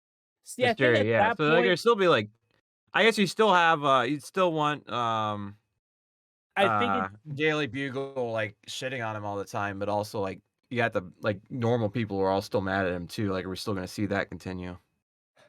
probably somewhat, but I think it'll be less so since they don't know his actual identity anymore, and it's like dubious because like now you have all the other Avengers who probably vouch for him. If anything, like Doctor Strange would probably still vouch for him. And like the other Avengers who are still alive and doing stuff, like Bruce would probably say something if that ever comes up, or if Daredevil's we don't actually know- in this universe. As we don't really know to what extent like any of these guys are public figures. Like, people that still probably know the Hulk more than they know Bruce Banner. I don't know that Doctor Strange really has a public presence. It's like, yeah, They know they exist. Captain America and Iron Man are gone. Well, apparently the people know who Captain Marvel is, even though no one really interacted with her. Like, how does Spider-Man know who Captain Marvel is? Because they never interacted. Yeah, they did. They met in Endgame for like 5 seconds. Oh, right. Yeah, it says, hi, I'm Peter Parker. Hi, Peter Parker. I forgot about that. They all exchanged email addresses at Tony's funeral. It's a 3-hour movie that I have not watched since I saw in theaters the first time. Tony used to have funerals. He did. He did used to have funerals. Tony used to build it in a cave with a box of scraps. Yeah. So nice to get a Spider-Man movie again where Tony Stark is not like mentioned by name. That's nice. Well, I think Happy probably mentions him at some point, maybe. He indirectly mentioned him. Like at Aunt May's funeral, he said like he had a friend who died. It was a lot like this. They mentioned Stark Technology, obviously, but like, they don't mention Tony specifically, which is a good change of pace. And after that, after he meets Peter at the graveyard, he leaves to go buy a food truck and reconnect with his estranged son. Yep. I mean, I don't know what. Gonna go make some cheeseburgers. Cuban style. That makes sense. Happy doesn't have anything left in this universe. Yeah, what does Happy have left? Just Poor make guy. Chef Cannon. Yeah. Peter at least still has that little Palpy. Yeah, little Palpatine. Oh my god. I was emotional at that. I feel like he might spend time with Pepper and Tony's kid. Like it seemed like that way at the end game. Oh yeah, he's also Pepper was still alive. Yeah. Yeah. So you see him reading the storybook or whatever to Tony's daughter, but there's now he that has his own penthouse and is hanging out with Tony or Peter again. Yeah. When Peter went into his new crummy apartment, there was a moment where the door got stuck. Give me runs. I was really hoping he'd show up. Mr. Dickovich foreshadowing. I don't see why not. If J.K. Simmons can be J. Jonah Jameson in this universe, we can get the same guy to be Mr. Dickovich.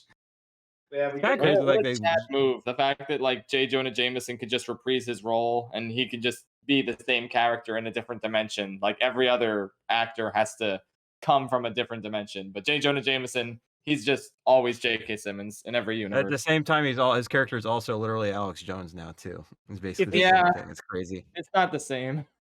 If he can't get with MJ again, can he at least get with Ursula because she deserved better? Yeah. Come on, Mr. Dickovich and Ursula. That's what we want. I hope that I wonder, in the future, is Peter going to work for the Daily Bugle so we can get more epic J. Jonah Jameson moments? No, don't do it. Oh, man. It's not worth it, Peter. Show up in Jameson's studio apartment where he films in front of the green screen. Get your pictures. Yep. Oh boy. Anyway, anything else about Spider-Boy? I want Spider-Man NFTs. No. No.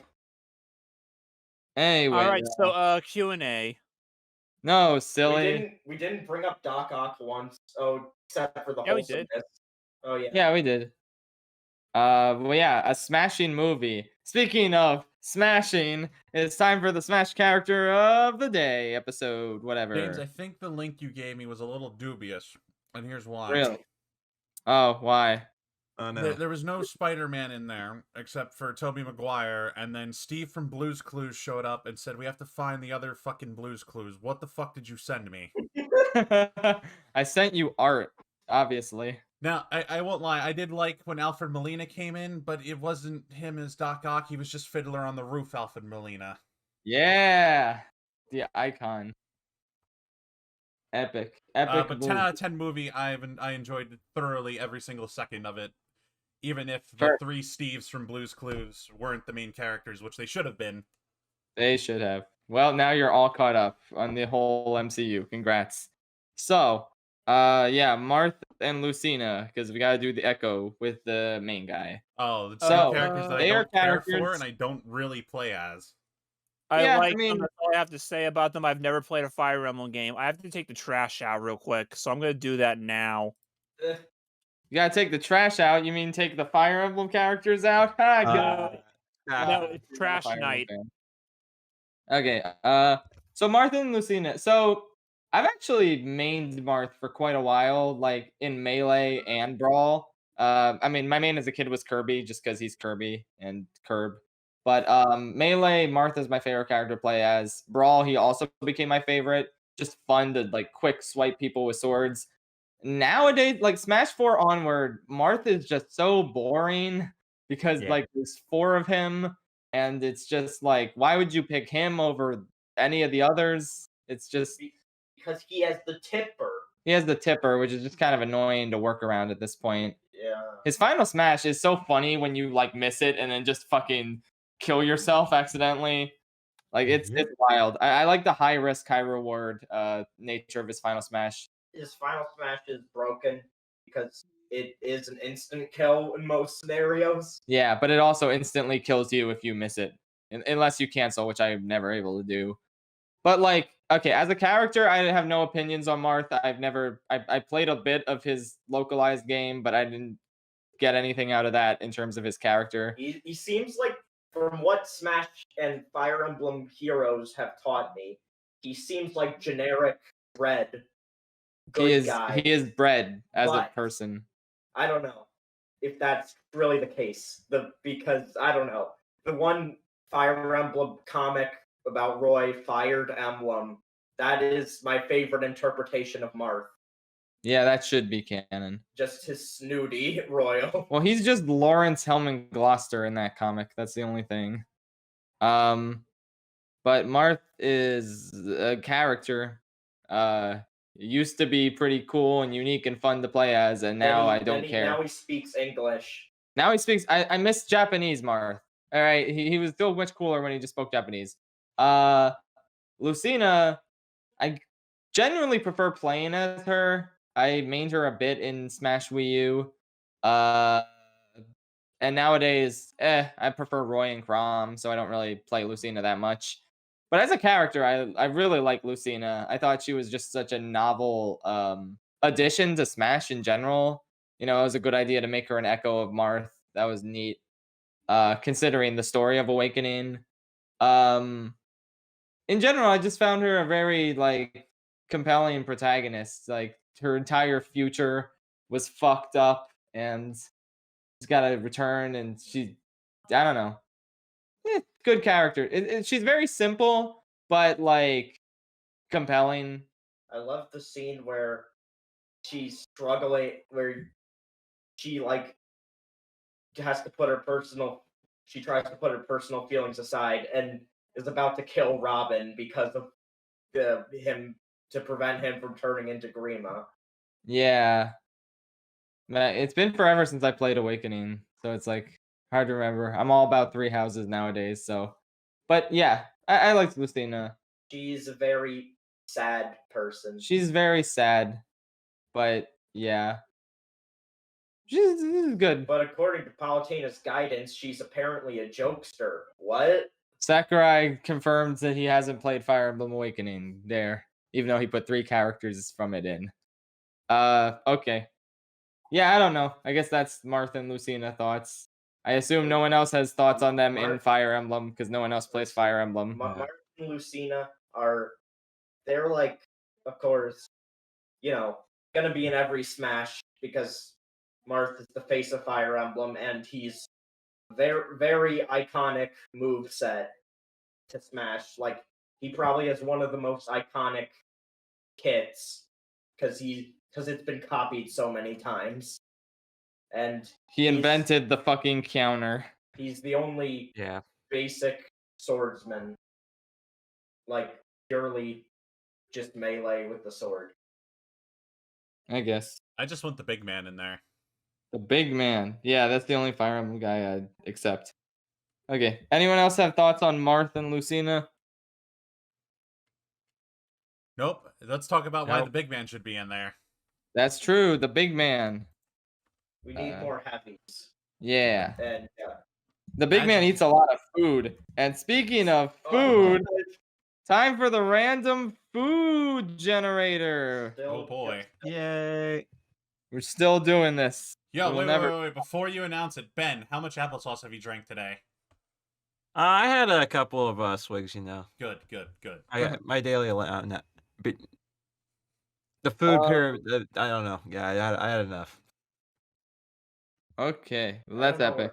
Where does applesauce rank on the food pyramid? Is it just right next to? It's the whole thing. Is it? It's the whole pyramid. The whole pyramid is applesauce. That's right. Well, today's whole food pyramid, is whole plate. Today's food is horseradish. What? Yeah. Oh god. No. Disgusting. Ew. So I've never had horseradish, and I hope I never do. I just know it's a gross thing from SpongeBob. It's a bizarre taste. It's like it's spicy, but it's a very different kind of spicy. Like it's been a while since I've had it, and I don't want to have it again. Yeah. Yeah. Known for its pungent taste and odor, it has been used worldwide for thousands of years. But why? I had it one time, and it was way back in like elementary school because they randomly gave it out to people one day. Why? Like, oh, I'll try that, and then I think if I remember right, I ended up just sitting in the nurse's office for the next like 2 hours because I was that like just it sucked so much. I don't remember receiving horseradish in elementary school. I don't think you were there that day. Consider yourself lucky. What a relief. Yeah, I mean, it looks disgusting. Probably smells disgusting. Piece of shit. Yeah. Seahorse radish, the gnarliest stuff in the ocean. People would die from the amount of swig. Take a swig of applesauce for every food Patrick has never tried. True. Take a swig of horseradish. It'd actually be fine, probably, because of how distant these segments are. If you were to just watch ShinyCast episodes one after another. Sure. I don't know why you would do that, though. Man, well, I don't know why. Very bingeable. Horseradish. I question why horseradish exists. And speaking of questions.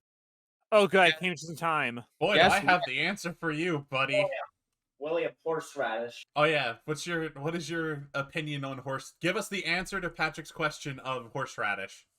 Yeah. I think I've had it like once ever, and I didn't care for it. Yeah. All right, so consensus reached. All right, so first question of the Q&A: who is Joe Biden? Joe Biden. Joe Biden. Wake up. Joe Biden. Wake up. Joe Biden. Joe Biden. Joe Biden. Joe Biden. There was a really good question earlier, and now I lost it because of the fucking Joe Biden thing. Yeah, wait, let me find the question thing. Oh, here it is. Do you think Mega Mind's buy?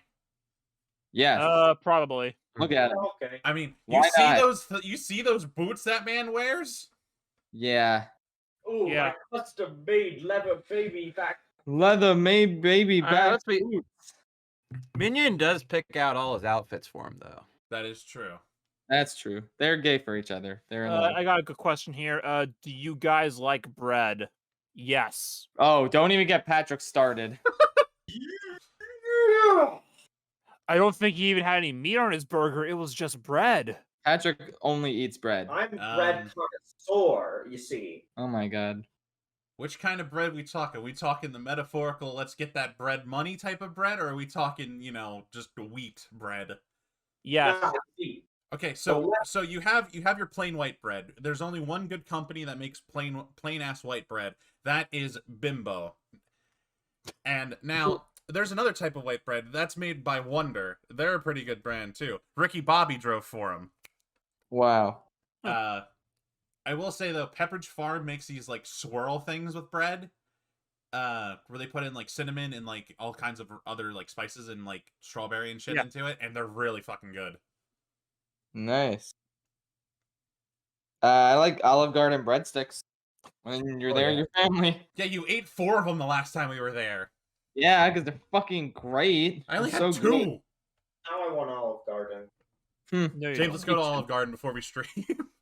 Yeah, okay. Olive Garden time. But yeah, bread's do you like bread? Has everyone else said their bread thoughts? Yeah, bread's good. Okay. Chris, here's a question for you. Oh no. Does Freddy have a Faz Dumpy? Freddy Fazbear has a fucking dump truck. All right. Nice. What characters would you include in a Disney platform file like Smash? Marvel and Star Wars are excluded. Marvel and Star Wars excluded. Well, Wreck-It Ralph has to be there Harry the somewhere. Platypus. Gotta have good. Yeah. You got Mikey from Recess. Add I want all the innators as items. Tino from the Weekenders has to be in there. Gotta have bowler hat guy. Gotta have bowler hat guy. Porcupine.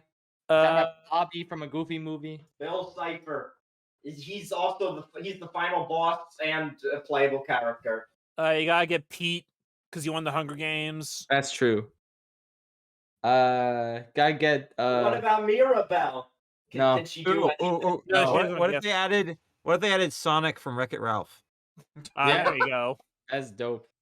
Bruno is like anytime you dodge with him, it's like Mithra's foresight. He's an infinite counter. Yeah. They gotta add the battle bus as seen in Ralph Breaks the Internet. Wait, can you put Iron Man from Wreck-It Ralph 2 in? Yeah, wait. We can put Yeah. in Marvel and Star Wars characters because they were in We're gonna- Wreck-It Ralph. We found the loophole. You're also you could also argue that you could do the animated series stuff from the 90s as well. True. Yeah, let's do Danny DeVito from Hercules. Gotta get Hootie in there.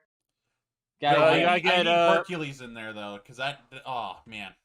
Yeah. You gotta get Experiment 625 from Lilo and Stitch's series in there, and he can just hit everyone with sandwiches. Yeah. You gotta get Zach and Cody in there. Yeah. Gotta get Timon's uncle from The Lion King 1.5. Yeah. Since Home Alone is now owned by the Walt Disney Company, we need fucking Macaulay Culkin in there. Donald Trump. Donald Trump. Oh god. I want to see Donald Trump from Home Alone 2 versus Andreas. Look, if we're going to the Fox stuff now, we can get Alien and Predator in there too. Gotta get the Xenomorph. Gotta get fucking IDK. Gotta get Big Weld.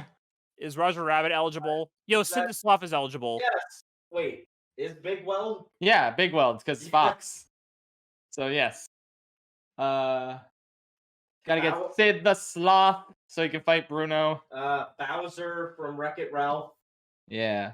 Never played as Bowser. Yeah, I've never played as Bowser or Sonic or Pac-Man in a platform fighter before. Yeah. So that'd be cool. Yeah. Okay. Well, I'm gonna move on to another question now.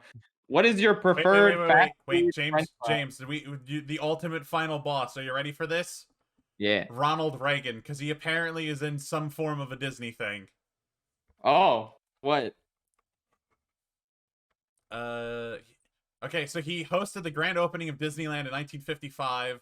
He appeared in Walt Disney's Wonderful World of Color and appeared in Disneyland's 35th anniversary celebration. Wouldn't he have been in the Hall of Presidents at one point? Yep. Yes, he's there also you in. go. We can get George Washington. We can get Bill Clinton in there. Oh shit! They got Miller Fillmore in this. They got. We got Cloud from Final Fantasy. Yo, what if they put in Sora? Yo, what if they put in Monopoly guy? Okay. Anyway, though, what is Wazowski? Yeah. Lego Roy asks, "What is your preferred fast food French fries?" That's a good question. Yeah, that's tough. I normally just think of the burgers. I normally just go with Burger King for every fast food is the best related questions, but okay, but fries, Burger King's fries are the worst. Like they're not that good. I would not get a more average fry than Burger King. Shake Shack has some pretty good fries. What does? Shake Shack. Oh yeah, for sure. I don't go to Shake Shack enough to have an opinion on that. I don't know if they count. Like, I don't. It's like the fries come with it, so I'm not really thinking about the fries. Yeah. Like, I'm gonna say I feel like KFC's fries are kind of underrated because they're also like the most potato-y fries. That's true. Yeah, I love KFC potato wedges. They got rid of them though. They have like regular fries now, and they're not as good. Yeah, tragic. I mean, they're still good fries at least. I like the curly fries at Arby's. Yeah, I was about to say. Oh yeah, you can't sleep on Arby's curly fries. Those might be number one at that point. Mm-hmm. I don't know. I can't go with anything other than McDonald's though. Yeah, I have to agree with Ben though. The fresh McDonald's fries are just on a completely another realm when you eat them. Yeah. No, I hate most of McDonald's food, but I think the fries are pretty good. I don't know why they're so skinny though. Yeah, but so they are. You can pack more into. You can get such a range thing. of quality of any of the French fry companies anyway. Yeah. Well, I get Pig McDonald's is the best though. Yeah, I'm gonna tell you, I would not go to McDonald's as much as I do if it wasn't for the fact that it's right down the street. It's the closest one. Yeah. It's technically within walking distance if I care enough. Yeah. I love Wendy's burgers, but I think the fries are kind of average. I'm gonna have to side They with they just changed the recipe and it mildly Oh, improved really? them. I didn't Yeah. know this. Yeah, I think Arby's is probably my favorite. The fries. Portable Pie Bro. What's a better film to watch for a Christmas tradition? Penguins of Madagascar and a Christmas Caper, or Scott the Law's A Very Madden 08 Christmas? Why not both? Both. Yeah, Yeah, both. both. They're short enough you can easily watch both. Yeah, for real. James made me well, I made him watch Christmas Caper. He made me watch Madden 08 Christmas. This question is funny. Yeetus YT asks, "Have you ever heard of Tails Gets Trolled?" Gee, you can buy Tails Gets Trolled on Amazon in a booklet, in an actual book. yeah. Gee, no, we only use the internet. Yes. William, will Tails get trolled in Sonic 2? God, Absolutely. I hope he does. Absolutely. It'll be Well, crazy. Tails sit on a park bench in Sonic 2. Sonic is No, absolutely going to no, kill him. no. He will not sit on a no. park bench. He will not sit on a park bench. No. Hmm. Before you ask, me Gunner will not sit on a cliff either. Yeah. Anyway, what other questions are there? I see a question that's James, just what's your opinion on Fire Emblem Fates? It fucking sucks. 4 Fire out of Emblem 10. Fates is fucking good. It's got big-tittied woman Camilla in it, therefore it is my favorite Fire Emblem. Okay. All right, I got a good I've question never for played you. it. I got a good question for you guys. I'm gonna post it in general. Oh no. Okay. There's the question. Yeah, I agree. No, yeah, I fully agree. Detective Plankton, fuck you, gay version. go Yeah. for it. Perfect game. I think they should use Good the for P you. rating more often, honestly. Yeah. Yeah. Here's a question. I'll post this as well for the image. What are your opinions on this fish from Mario 64? He's an absolute unit. Look at Sure, him. that fish is epic. Does the fish have eyes? I can't see its eyes. He's got Yeah, sunglasses. he's got Look at him. shades. Yeah. Those are He's a shades. very Yeah, cool it's a dude. pretty fucking epic fish. All right. He's cool looking, and he's dangerous. He's a badass villain. Yeah, he's my favorite villain from Disney. All right, we got a. Thoughts on this video? What's this video? I think I know what this Yeah, that's is. the video. It's the thing you guys have been making jokes about in VCs for the past 2 weeks. Yeah, this person Oh. beat us to making this parody. But, you know, they did it much better than either me and James would be capable of producing. Yeah. Ooh, 7-foot frame boots with the fur. Link at Heart asks, "What game world / level smells the best?" Probably any of the ones that are like dessert themed. Yeah, like I'm thinking Sweet Canyon from Mario Kart 8. It probably smells really good. We There's got something called Choco Mountain. I don't think Choco Mountain has much smell, honestly. Yeah, I don't know. there's not much chocolate there. I think Choco Mountain is just a fake alias. It's not real chocolate. It's just dirt. It's Yeah. like the Honestly, ice same with cream. Sherbet Island or Sherbet Land or whatever it is. Too. Yeah, Sherbet Land is Yeah. not like vanilla. It's just fucking Yeah, it's ice. just snow. Yeah. It's like the ice cream mountain from Rugrats. It's just It's just made of stone. It's metal. Yeah. Yo, fucking Magicant from Earthbound probably smells amazing. Yeah. I don't know probably what it would smells like smell like, but clean it's probably linens. fantastic. Lavender and clean linens. Yeah. A question from AJ Bunch of Numbers. When will you finish the BoJack Horseman series? Part 5's in the editing bay. It'll be out this month. Yeah. Part 6 will probably be done this year. I would hope. Oh, Matt wants to know, what would be your mafia names? Tamatoni.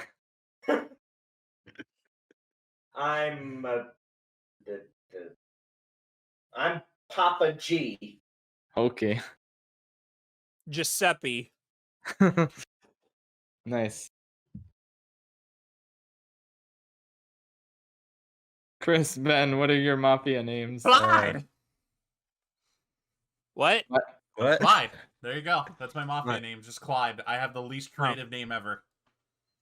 Okay. That's fair. Actually, no, you can call me Big Fat Tony and his big fat ass. Big fat man. You big fat Tony. Yeah, who wants to know? Why you asking my big fat ass? And who, last but not least. Yeah. Yeah, I got a Giovanni in my family. I'll go with Giovanni. Yeah, that's a good one. Okay, I would like to wrap up because I do have other plans tonight. Tell us your full opinion on all the Ace Attorney games you've played. 1 is okay, 2 is good. I haven't played 3. I've heard it's really good. 3 is amazing. 2 is, half good. 2, the second and fourth cases are amazing. We don't talk about the pedophile circus. Yeah, fuck the pedophile circus. And the first game is pretty great. I haven't. The first Great Ace Attorney Chronicles is kind of mid. Not big on it, but I heard the second one's better. That's all I've played. Say hi to Brazil. That's what Hello, Brazil. in my head. Hey, James. What? Nate Clone says you can only make one of these. Ranking every MCU film, every pre-Renaissance Disney film, Artemis Fowl video essay, Rise of Skywalker video essay, Kung Fu Panda trilogy video, essay video. So you only have to do one of them. Oh, well, Kung Fu Panda, easy. The rest of those I don't want to do. So, but yeah, I'd love to talk about Kung Fu Panda. You heard it here first. None of those video tasks will ever be done now. Maybe. Kung Fu Panda. Maybe. All right, I think this question. They said you can only make one. Yeah. I think this question is the best question to end on. Yeah. Do you, Toasters47 asks, do you let your PlayStation 4 controller vibrate on your ball sack? All the time. If I can prove that I never touched my balls, then sure. Well, the joke's on you. I have a PS5 controller, so if I wanted to do that, I would do that. PS5 vibrator is better than a PS4 vibrator. Yeah. For a second, I thought you were going to say that you didn't have balls. That would also be funny. But yeah, PS5 controller though, top notch. I assume. I've never tried it. But yeah, that is a good way to end. So. Fred Durst's dad has passed away. Anyway. What's up? But how will we ever know if Shay Frilla still watches Chugga Conroy? I do. There you go. Is there any others we can just rapid fire say in a single sentence? Was it really his mistake? Yes. What did you eat for breakfast? Spaghetti. Waffles. Golden Oreos or standard Oreos? Golden. Standard. Ooh. Oh. Aggressive. Should short people vote? No. Wait, no, James, that means you can't vote then. What? I'm like 5'6". You're short. I don't want to vote. Wow, James, you just revoked your right to vote. Your voices are taken away. Good job, James. You fucked up. Man, I just took away my own rights. Okay. Now everyone... Just like a conservative woman. Now all of Twitter knows your height. Man. Cringe. Okay, well, we could probably wrap up after that, now that I don't have rights anymore. So anyway, everybody can recommend... Actually, I think I'll vote for us to continue. Ooh. Okay. Ooh, that's a tempting... Overruled. He does have... No, you don't have votes. You don't have a right to vote. He does have the height over us. Let's hear him out. No, but if me and Chris stand on each other's shoulders... That is true. Okay, then you can vote. Okay, but there's one good question I just found. If the number 2 pencil is the most popular, why is it still number 2? That is actually a great question. How? I don't understand it. No, see, it's not that it's the number 2 ranked. It's that it's 2 pencils in 1. Oh. That makes sense. So it's double powered. Made you think? All right, everyone plug a thing. Yeah. Ben, you made a cook-off video last month that we never got to talk about. I actually uploaded it. I finished editing it and uploading it. You should watch it. It is an experience. Yeah, I've been meaning to. I haven't gotten to check it out yet, but yeah, it sounds good. Everyone should go watch that. I'll put the link in the description. Yeah. Cool. If you ever are frustrated about the they butchered the Sprite cranberry formula, the recipe, we make it better, and it's a good time. Watch it. Nice. I'm excited for that. I'll recommend Comey Can't Communicate. It's a really sweet anime I've been watching. Very funny. A couple shitty characters, but you could just ignore them for the wholesome and hilarious moments. Great stuff. I'm gonna recommend this thing I found in the Q&A. It's a document of future shape videos. Yeah, and the first one is when it's already being made. That have been chronicled. Apparently, this is what the people have found out based on everything you have said. Amazing. There's a leak. Your There's fan a leak. base is Saferless fucking leaker nuts. insider. I forgot about a lot of these. Let's see which ones are real. None of them. None of them. 28. There are 28 fucking videos. Yeah, James doesn't actually make videos anymore. I don't know where people get this from. Yeah, I mean, videos aren't real. Yeah. What's the difference between possible and definite? IDK. I'm not making a Wind Waker video. That was just a joke. But I mean, I probably will later. Make a video on Ned. I should make a video. Add that to the list. Yeah. Okay. Chris and William, did you have plugs? Technically, I plugged Ben. That is true.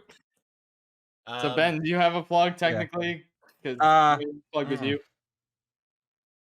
I'll plug William. I didn't do anything yet. He's got a YouTube channel. William's channel. And also, to be clear, the Sprite Creamery Cook-Off is a scripted video. It's not an actual competition. If you're not in the food cooking shows, we're parodying that. Disclaimer. All right, and Chris, what about you? I'm going to plug one of my favorite Indian YouTubers, Internet AJ. His videos are fucking 10 out of 10. And he always starts all of his videos off with just saying some random person from India that he is not. And it cracks me up every time. Like the other day, he said he was the Prime Minister of India. Nice. Ooh, I got a call-out post for Mountain Dew. Their new pink lemonade Mountain Dew is literally just pink lemonade. It doesn't even. There's no connection to Mountain Dew anymore. I feel like I'm being pandered to. They're making too many flavors. They need to stop it. Man. You know what? I'm going to plug the fact that I have Kramer on my PS5, so I was ahead of the ball curve with the Kramer memes that are becoming prevalent now. Kramer, what's going on in there?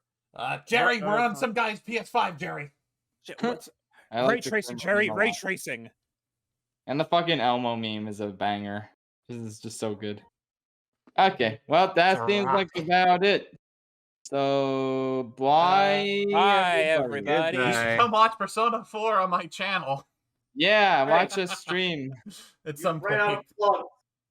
Yeah, no more plugs. You get executed for exceeding your. Woohoo! Yeah, the last word in the podcast is gonna be penis.